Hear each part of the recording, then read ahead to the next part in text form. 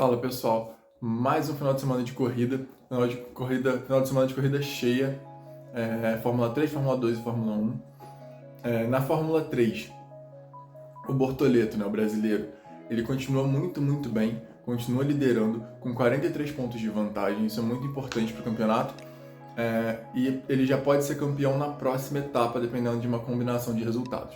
O final de semana para ele foi de altos e baixos, ele não se classificou bem, se classificou em sétimo.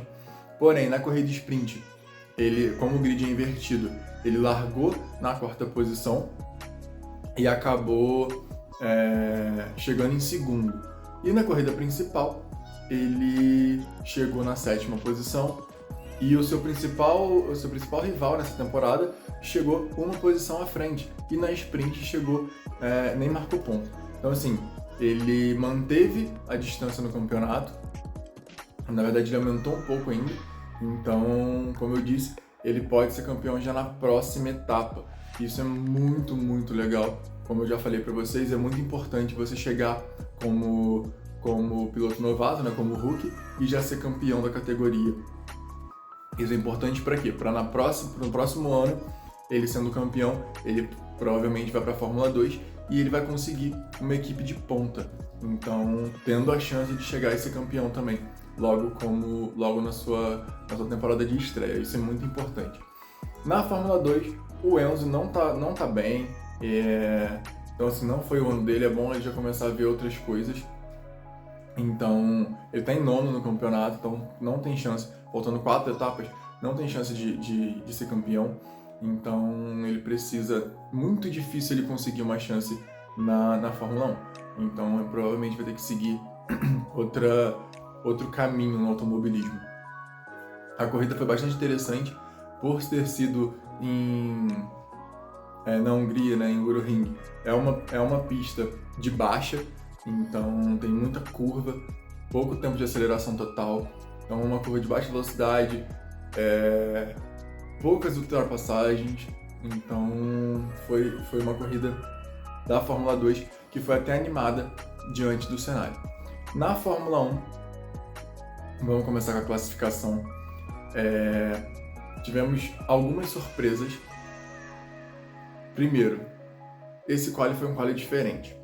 A FIA testou uma forma nova de quali, onde no Q1 todos os pilotos obrigatoriamente tinham que usar o composto duro, no Q2 o composto médio e no Q3 o composto macio. Então era obrigatoriamente essa ordem.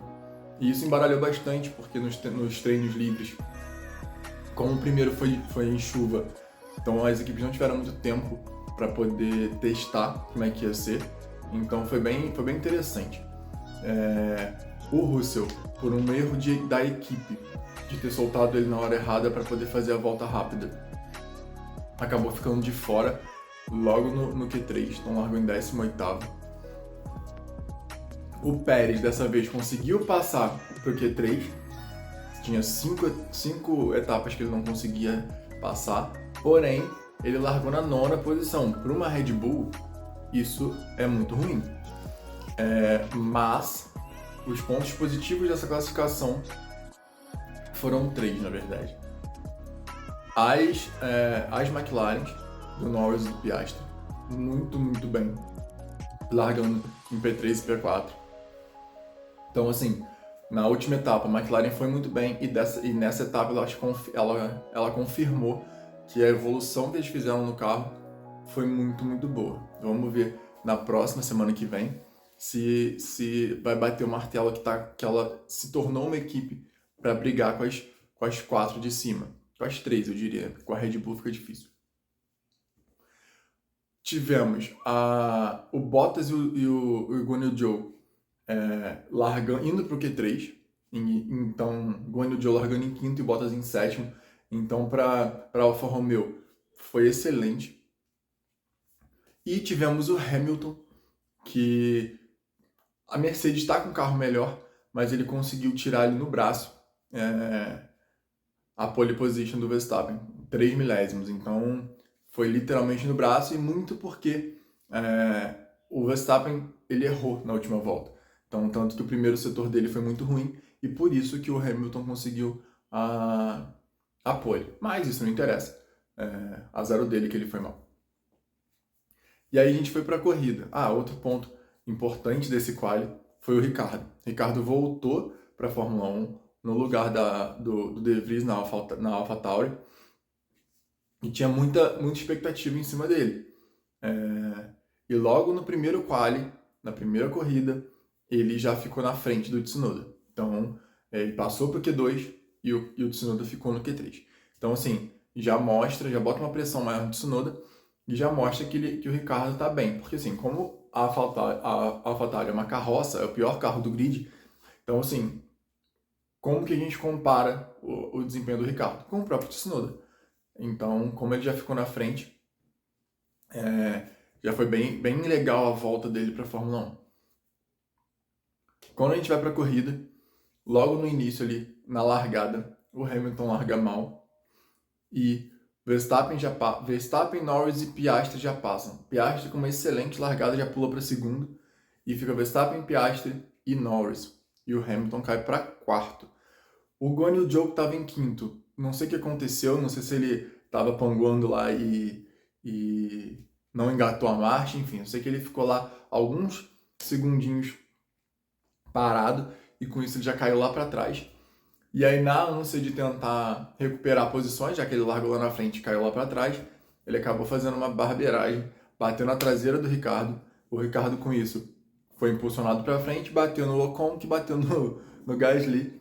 E a Alpine, logo na primeira curva, já ficou sem seus dois pilotos. A Alpine está numa maré de azar absurda.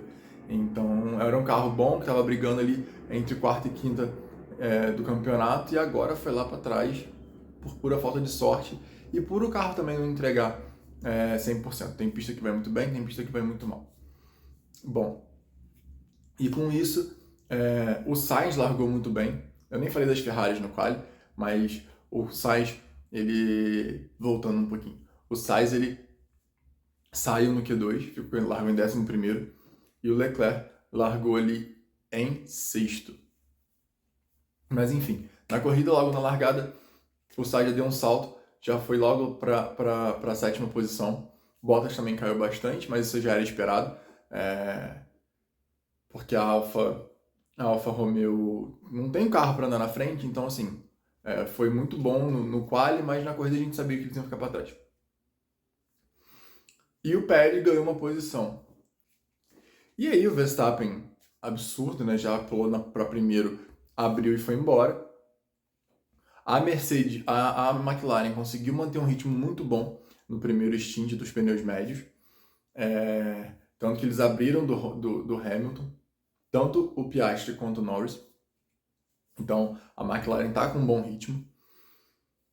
O Alonso e o Stroll estão ali dos 10 para frente, mas a Aston Martin ficou parada no tempo. Não sei o que está acontecendo, não sei se foi o pneu, porque a Pirelli mudou ali a composição do pneu, mas eles acabaram ficando muito para trás. E a corrida, de certa forma, tivemos algumas ultrapassagens, muito pelo alto desgaste dos pneus, porque estava muito quente, e também porque alguns pilotos com carros melhores ficaram para trás. O Russell, o Pérez e o Sainz, por exemplo. Mas o carro que a gente tem que exaltar nesse final de semana foi o da McLaren. Por conta de estratégia, o Piastri acabou caindo para quinto, mas o Norris conseguiu ficar em segundo até o final da prova. O Pérez, que largou de nono, chegou em terceiro.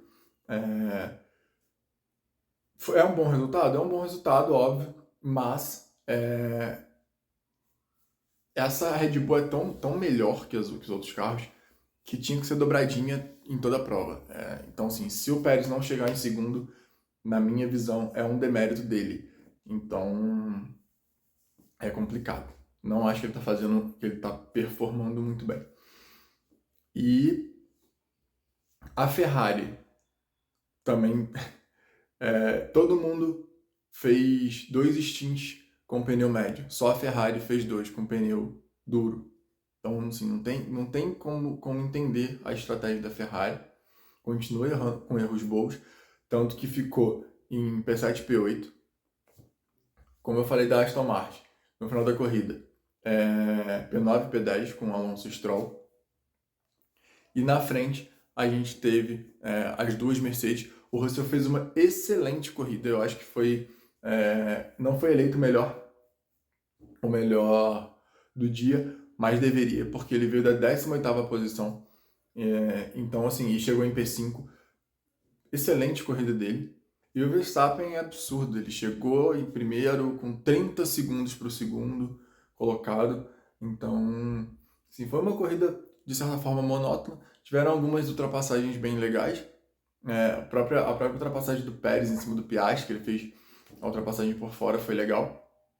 Mas basicamente o que a gente teve foi uma corrida calma, onde alguns pilotos se sobressaíram por estar vindo de trás com um carro melhor. E um outro ponto muito positivo foi o Ricardo, porque logo no início da prova ele tomou a panca do Joe, caiu para último e conseguiu chegar em 13º ainda, numa distância razoável aí dos caras da frente. Então, com a carroça que ele tem, demonstra que ele realmente tá querendo, né, continuar na Fórmula 1. E como o Pérez tá performando tão mal, dependendo, a gente não sabe que a cabeça do Helmut Marko é louca, ele pode simplesmente botar o Ricardo lá de outra vez. Mas isso aí a gente só vai saber, eu acredito que ano que vem, se o Ricardo continuar performando bem. Mas foi um ótimo retorno para ele. Muito feliz em ver a McLaren de novo andando na frente. E aquele rankingzinho que a gente sempre faz, a Red Bull continua absurdamente na frente, mas mais longe disso, na frente. Em segundo hoje, se a gente analisar só as duas últimas corridas, a gente tem a McLaren, tanto que está com bom ritmo e fez 2 P2, mas no somatório a gente ainda tem a Mercedes em segundo, a Aston em terceiro, a Ferrari como a quarta força e a McLaren encostando na Ferrari como quinta força, encostando na Ferrari que é quarta. Então, o Norris, que é um excelente piloto, sempre falei bem dele,